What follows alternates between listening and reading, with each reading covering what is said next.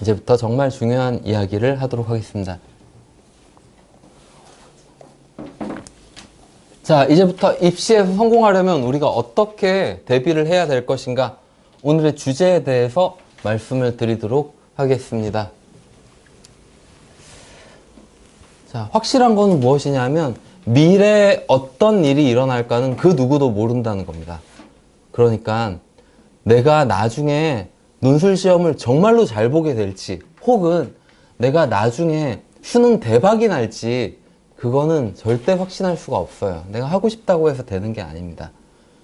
그래서 미리 섣불리 예상하지 않는 것이 좋은 대비 방법입니다. 섣불리 예상하지 않고 우리는 어떻게 해야 되냐, 어떤 상황이 일어나더라도 대응할 수 있도록 준비를 해두는 게 가장 좋은 대비 방식입니다. 그래서 이제부터 입시에서 성공하려면 어떻게 준비하는 것이 좋은가, 제 생각을 이야기하도록 하겠습니다. 입시에 성공하려면 논술의 모든 것을 걸어야 되느냐? 당연히 아닙니다. 마찬가지로 수능의 모든 것을 걸어야 되느냐? 이것도 아니라고 생각합니다. 그러면 어떻게 해야 되느냐? 논술 전형을 잘 이용해야 되는 것입니다. 우리는 논술의 모든 것을 걸어야 되는 게 아니라, 결국은 우리가 논술을 잘 보기 위해서 논술을 공부하는 게 아니라 대학에 잘 가기 위해서 논술을 공부하는 거죠. 논술을 잘 보든 수능을 잘 보든 뭐 학생부로 잘 가든 어쨌든 결국은 대학만 잘 가면 성공을 하는 겁니다. 그래서 우리의 목표는 이겁니다. 그러면 어떻게 해야 대학을 잘 갈 수 있을까? 이제 구체적인 이야기들을 조금씩 하도록 하겠습니다. 자, 대학에 가는 방법은 이런 방법들이 있습니다. 대학에 가는 방법들은 잘 아시겠지만 학생부 교과 전형으로 갈 수도 있고, 학생부 종합 전형으로 갈 수도 있고, 정시 모집으로 갈 수도 있고, 논술 전형으로 갈 수도 있습니다. 이것들에서 나한테 내가 할 수 있는 것들을, 나한테 유리한 것들을 잘 활용해야 됩니다. 물론 이제 교과하고 학종은 할 수 있는 학생들이 지금 고3 올라가는 시점에 거의 정해져 있습니다. 그래서 이것들을 어떻게 활용해야 되는지 좀 이해를 돕기 위해서 개별적으로 설명을 해볼게요. 먼저 요 위에 있는 교과 학종하고 밑에 있는 정시 논술은 전혀 다른 전형이다 생각하시면 됩니다. 교과 학종과 윗줄과 아랫줄의 차이에 대해서 말씀을 드릴게요. 학생부 종합 교과 그리고 정시 모집 논술, 이 두 그룹의 차이에 대해서 얘기할게요. 학생부 종합 전형이나 학생부 교과에서 주로 활용되는 건 내신 성적입니다. 근데 중요한 건 내신 성적은 이미 나와 있습니다. 고3 올라가는 시점에 1, 2학년 성적이 나와 있습니다. 그리고 이미 시험을 봐서 성적을 받아왔죠. 예를 들어서 얘가 지금 4등급이라고 치죠. 1, 2학년 때 4등급 받았어요. 근데 3학년 때 정말 내신 공부를 열심히 해가지고 전 과목에 모든 시험에서 전교 1등을 다 했어요. 그러니까 3학년 때 그렇다고 가정을 하죠. 그럼 3학년 때 1등급 받는 겁니다. 그러면 1, 2학년 4, 4, 1 1, 2, 3학년 4, 4, 1 다 더하면 4, 4, 1 더하면 9등급이죠. 나누기 3하면 3이죠. 그래서 평균 3등급이 되는 거예요. 앞으로 남은 시험 전부 다 1등급 해도 평균 3등급 내신으로 어디 갈 수 있을까요? 수도권 끝자락 운 좋으면 들어가죠. 그러니까 이미 성적이 나와 있기 때문에 내가 이것을 바꿀 수 있는 범위가 한정되어 있다라는 겁니다. 지금 나와 있는 게 3분의 2고 3학년 때 보는 게 3분의 1이기 때문에, 그래서 이미 3학년 올라가는 시점에서 이미 갈 수 있는 범위가 결정되어 있는 겁니다. 4등급 학생이 3학년 내내 전교 1등을, 모든 과목에서 전교 1등을 해도 3등급이 되는 겁니다. 3등급인 학생은 3학년 내내 전교 1등을 해도 2.3등급이 됩니다. 평균을 내면. 근데 또 중요한 것은 3학년 내내 전교 1등을 하지도 못합니다. 그래서 범위가 정해져 있고, 올리면 살짝 올릴 수는 있지만 이게 드라마틱하게 바뀌진 않는다는 겁니다. 3학년 올라가는 시점에서 대부분이 정해져 있다라고 보시면 됩니다. 근데 정시 모집하고 논술 전형의 가장 큰 차이점, 위에 있는 전형들과 가장 큰 차이점은 뭐냐? 아직 시험을 안 봤다라는 게 차이점입니다. 이 두 가지의 근본적인 차이는 이겁니다. 학생부는 시험을 이미 봤고, 정시나 논술은 아직 시험을 안 봤다라는 겁니다. 그래서 그렇기 때문에 내가 연말에 시험을 잘 보면 어디든 갈 수가 있는 겁니다. 물론 잘 보면 어디든 갈 수 있는 겁니다.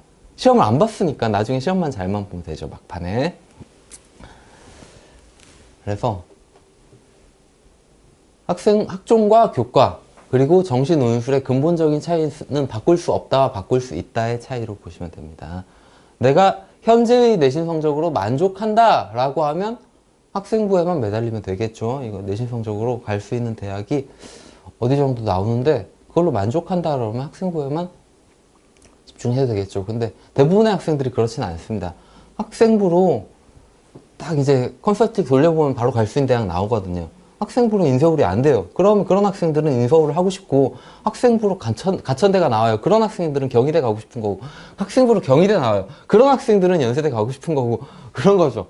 보통 이제 자기가 이제 학생부로 갈 수 있는 대학의 대부분의 경우 만족을 못 합니다. 더 높이 가기로 원해요. 더 높이 가려고 한다면 이걸 바꿔서는 어렵다는 겁니다. 바뀔 수 있는 범위가 한계가 있기 때문에.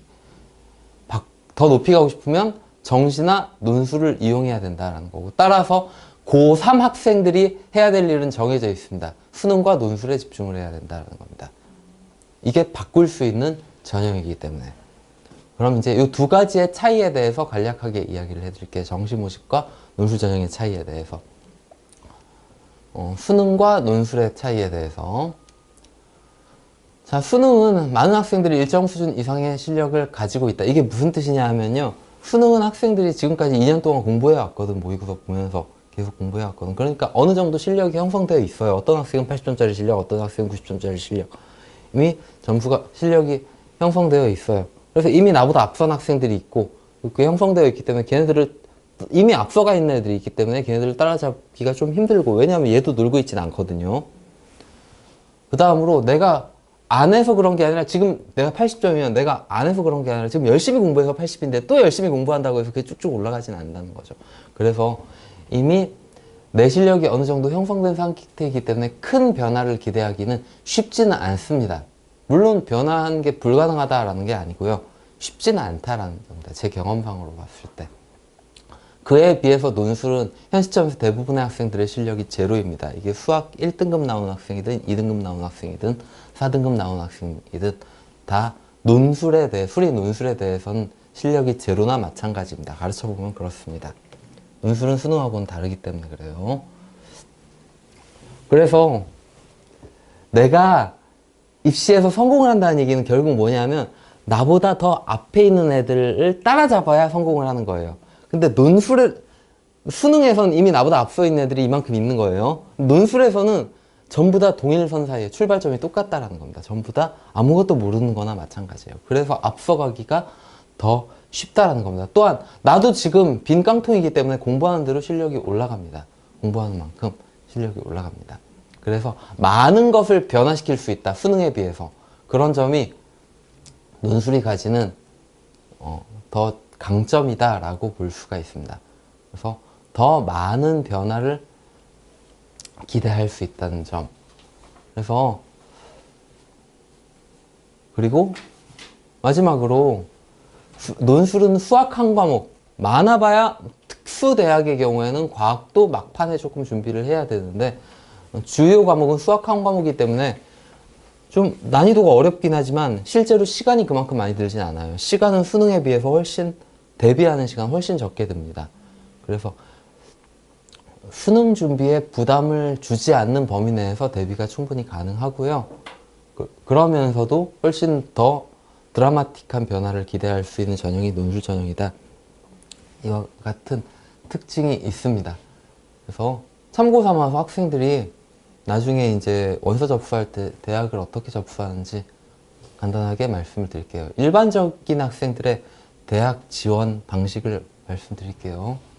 그럼 학생들이 내신 성적은 이미 나와 있잖아요. 내신 성적 가지고 컨설팅 받으면 갈 수 있는 대학이 딱 나와요. 그래서 내신 성적으로 이 정도 대학을 학종이나 교과로 지원한다고 학생들이 마음을 먹었다고 치죠. 아, 내가 이 정도 대학을 지원할 거야.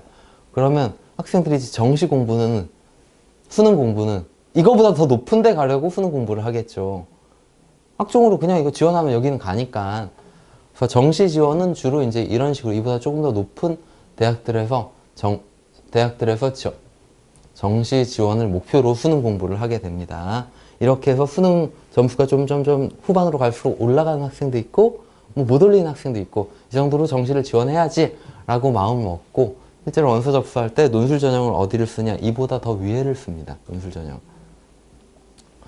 그래서 간혹 가다가 논술은 로또다라고 하는 사람들이 있는데 말도 안 되는 얘기예요. 이렇게 높은 데를 지원하니까 로또라고 생각이 되는 거예요. 애초부터 논술 전형은 내가 갈 수 있는 대학의 범위를 훨씬 넘어서 높은 데를 지원합니다.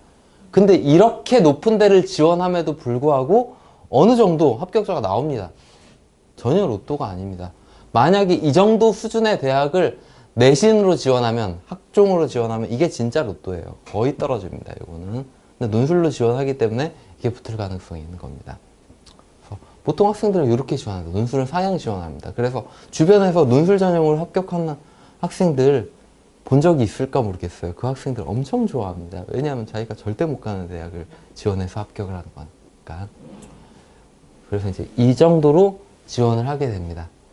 그래서 내가 이제 학종으로 갈 수 있는 대학이 어느 정도가 정해져 있다라고 하면 수능은 그보다 높은 데를 목표로 열심히 공부를 하게 되겠고, 그와 병행해서 논술 준비를 하는 겁니다. 그러면서 이보다 더 높은 데를 노리는 거예요. 근데 실제로 상당수가 이 더 높은 데로 가버리게 됩니다. 합격을 합니다. 이렇게 이렇게 준비를 하는 게 가장 좋은 방법이고, 정리해서 말씀드리면 일반적인 이상적인 학습 계획은 이렇다라고 봅니다.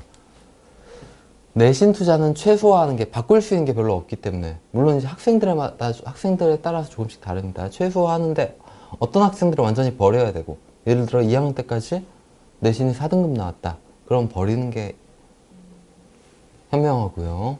내신이 그래도 한 2등급 정도 나와서 지원할 좋은 대학들이 조금 있다. 그런 친구들은 어느 정도 투자는 해야죠.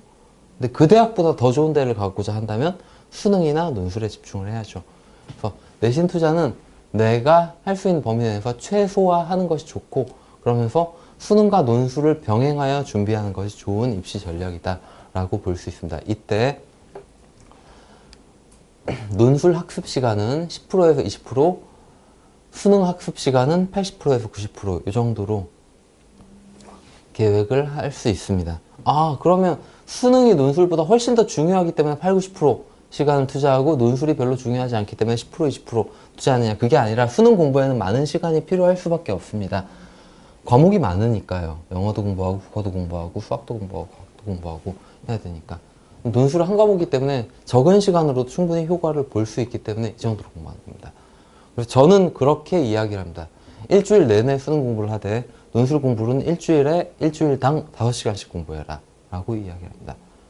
수업 시간 포함해서